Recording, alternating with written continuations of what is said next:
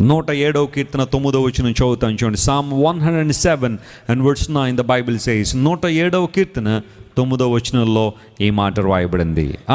ఏలయనగా ఆశగల ప్రాణమును, చూడండి, ఆశగల ప్రాణమును ఆయన తృప్తిపరిచి ఉన్నాడు. ఆకలిగొనిన వారి ప్రాణమును మేలుతో నింపి ఉన్నాడు. దేవుని నామమునకు స్తోత్రం కలుగును గాక. He satisfies the longing soul. ఆశగల వారి ప్రాణమును ఆయన ఏం చేస్తారట? తృప్తిపరుస్తున్నాడు అని లేఖనాల్లో ఉంది. ఇప్పుడు ప్రశ్న ఏంటంటే, నీకు ఆశ ఉందా? మంచి ఆశలు నువ్వు కలిగి ఉన్నావా?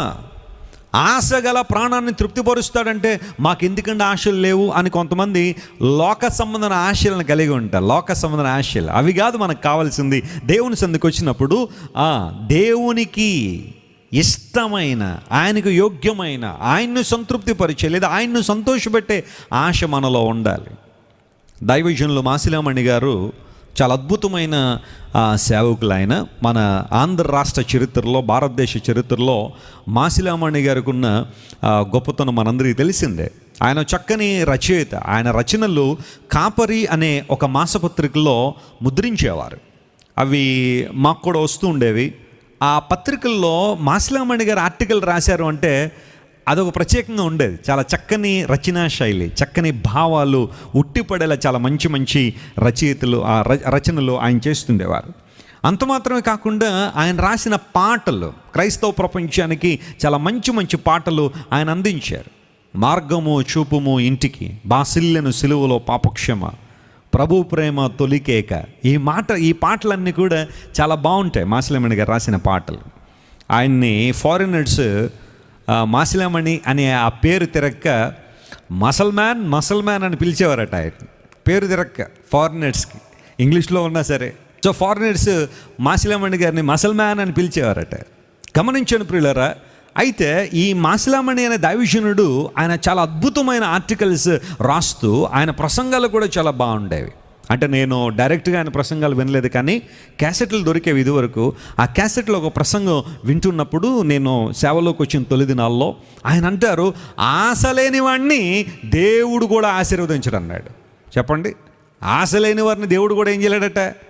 నీలో కోరిక లేకపోతే, నీలో ఆశ లేకపోతే, రక్షణ పొందాలి, దేవుని ఆశీర్వాదం పొందాలి, దేవుని కోసం నిలబడాలనే ఆశ నీలో లేకపోతే దేవుడు కూడా నిన్ను టచ్ చేయడట. ఆయన కూడా నిన్ను ఆశీర్వించడం. ఎందుకోసం? నీలో ఆశ తృష్ణ లేకపోతే దేవుడు కూడా నీకు మేలు చేయలేడు. మానవ జీవితంలో చాలా సందర్భాల్లో దైవికమైన ఆశలు లోపిస్తున్న రోజుల్లో మనం ఉన్నాం. దేవుని కొరకు ప్రార్థన చేయాలనే ఆశ, దేవుని సన్నిధిలో మోకాళ్ళతో ప్రార్థన చేయాలనే కోరిక, దేవుని వాక్యాన్ని చదవాలనే తృష్ణ చాలా మందిలో కనబడటం లేదు. ఆశగల ప్రాణం దేవుని వాక్యం చదవాలి, దేవుని కొరకు వాడబడాలి, ఆయన కొరకు ఏమైనా ఘనమైన కార్యాలు జరిగించాలనే ఆశ తృష్ణ మనలో ఉందా? ఆశ ఉంటే దేవుడు ఆ ప్రాణాన్ని ఏం చేస్తాడంటే ఆయన తృప్తిపరుస్తాడు, ఆయన వాడుకుంటాడు. విజన్ ఉంటే ప్రొవిజన్ ఇచ్చేవాడెవడు? దేవుడే. నీకు విజన్ ఉంటే ప్రొవిజన్ ఇచ్చేవారు ఆయనే. నీ జీవితంలో కావలసిన గొప్ప కార్యాలు జరిగించడం మాత్రమే కాకుండా నీ దర్శనానికి సంబంధించిన వనరులు కూడా దేవుడే సమకూరుస్తారు. దేవునికి స్తోత్రం చెప్పండి. హల్లెలూయా. ఆశగల ప్రాణమును ఆయన తృప్తిపరుస్తున్నాడు. చూడండి, 34వ కీర్తన 10వ వచనం మనం చదివితే ఒక వాగ్దానం మనల్ని బలపరుస్తూ ఉంది. ఈ రోజున తృప్తి లేని జీవితంలో, కొదువతో, కొరతలతో ఉన్న మనలను దేవుని వాక్యం ధైర్యపరుస్తున్న మరొక మాట. Psalm 34 and verse 10. సింహపు పిల్లలు లేమిగలవై ఆకలి గొన్నును యెహోవాను, అయితే యెహోవాను ఆశ్రయించు వారికి ఏ మేలు కొదువై ఉండదు. హల్లెలూయా. ఎవరైతే దేవుని వెతుకుతున్నారో, ఆశ్రయించుట అనే మాటను ఇంగ్లీష్లో సీకింగ్ అనే మాట వాడారంటే దేవుని వెతుకుతున్నారో వారికి ఏ మేలు కొదువై ఉండదు. దీనికి ఒక గ్యారంటీ ఏమి ఇచ్చాడంటే, ఒక భరోసా ఏమి ఇచ్చాడంటే, సింహపు పిల్లలైన ఆకలిగొని అవి బక్క చిక్కుపోతాయట. Even though they become weak, బక్క చిక్కుపోతాయట. సింహాల గురించి ఒక్కసారి ఆలోచన చేస్తే, వాటికి ఆహారం లేకపోయినా పిల్లలకి ఆహారం పెడతాయట అవి. సింహం సైకాలజీ. ఆ రోజుకు వాటికి వేట దొరకకపోతే, ఆ దొరికింది ఏదైనా ఉంటే ముందు పిల్లలకు పెట్టేసి ఆ తర్వాత సింహం తింటుందట. ఇక్కడ విచిత్రం ఏంటంటే సింహపు పిల్లలైన ఆకలి కొంటాయట, కానీ దేవుణ్ణి ఆశ్రయించే వారికి ఏ మేలు కొదువై ఉండదు.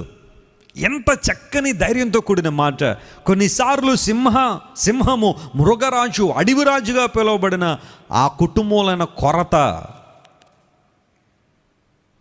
ఆ కుటుంబంలోని కొదువు ఉంటుందేమో, కానీ దేవుణ్ణి ఆశ్రయించే వారికి ఏ మేలు కొదువై ఉండదు.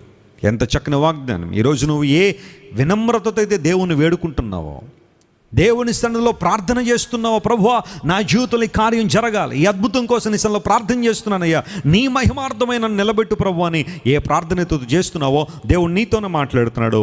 అడవిలో ఉన్న సింహ పిల్లలైన లేమిగలిగి ఉంటాయి, కానీ నువ్వు దేవుణ్ణి వెతుకుతున్నావు గనుక, ఆయన సన్నిధిని వెతుకుతున్నావు గనుక, ఆయన ప్రసన్నతను వెతుకుతున్నావు గనుక, దేవుని సన్నిధిలో ఆయన రాజ్యమును, ఆయన నీతిని వెతికే వ్యక్తిగానే ఉన్నావు గనుక, లోకాన్ని ఆశ్రయించకుండా, లోకసన వ్యక్తులను ఆశ్రయించకుండా ప్రభువుని ఆశ్రయించే వ్యక్తివి గనుక, ప్రభువు నీకు ఖచ్చితంగా మేలు చేస్తారు.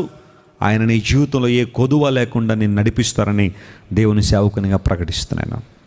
అందును బట్టి దావీదు అన్నాడు, నీ మందిర సమృద్ధి వలన మాకేముంది? సంతృప్తి ఉంది నాయన. ఈరోజు దేవుని బిడ్డగా మనందరం ఆధ్యాత్మికమైన సంతృప్తిని కలిగి బ్రతుకుదాం. ప్రభువు మేలు చేయవాడు గనుక ఆయన వైపు చూద్దాం.